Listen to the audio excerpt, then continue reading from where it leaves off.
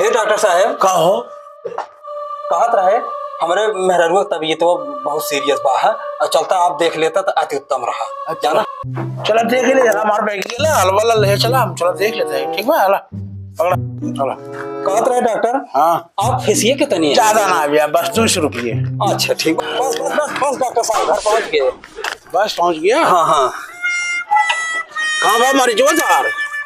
मरीजवा हाँ ऐसा रहा हम चला गए है जौनपुर जाना वहीं से लौटे हैं और चौराहा पाए है एक साधन रहबे नहीं किया एक मिला सरवा मिला कहा 500 रुपये ले तब तो घरे छोड़ तब तक आपको डॉक्टर ही दिखाई गई अब तो दिखाई गई तो आप 200 रुपये में तैयार हो गए आते जौन बाहर फला अपन 200 रुपये ला अब हला बैग वैग पकड़ा कौन मरीज बाटे नोटे ना समझा हम चले टाटा। सरवा इतना हरामी है नहीं रे। हाँ कह सरवा हम तो सवारी ढोए वाला दिखाता है। चला ठीक है मिल